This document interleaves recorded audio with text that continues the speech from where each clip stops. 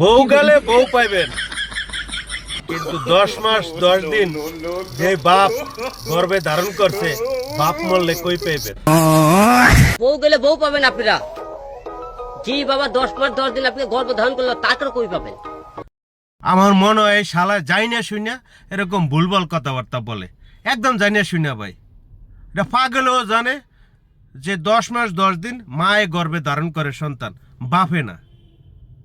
কিন্তু ওই শালা মনে করেন এতগুলো টিভি চ্যানেলের সামনে আইসা মানে মনে করেন ভুলভাল কথাবার্তা বলতেছে।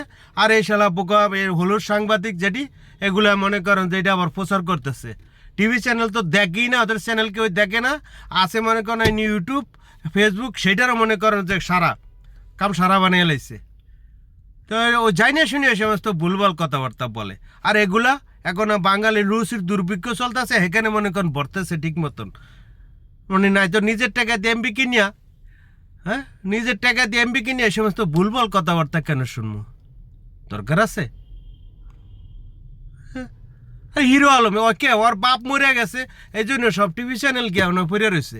কাহিদি গিয়ে কদিন আগে দেখলাম রুবেল, চিত্রনায়ক রুবেল মারা গেল, তাও তো এত চ্যানেল আলা করে দেখিনি।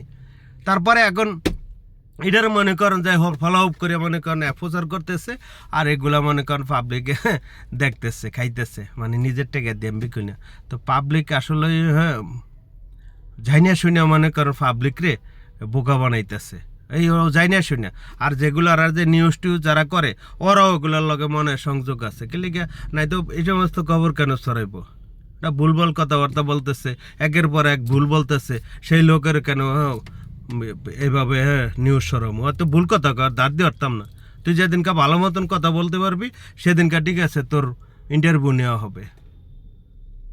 হ্যাঁ ভুলভাল কথাবার্তা মনে করেন শুরু হয়ে গেছে গিয়া, আইসা মনে করেন বলতেছে এগুলো আবার মনে করেন টিভি চ্যানেলে ছাড়তেছে। চ্যানেল আলাদা নাম করা চ্যানেল, এরা গিয়া বইয়া রয়েছে ওখানে। আমি বুঝি না চ্যানেল মালিক ওদেরকে বেতন টেতন দেয়? দুর্ভিক্ষ কি ওদের চলে না আমাদের চলে? আমি বুঝি না।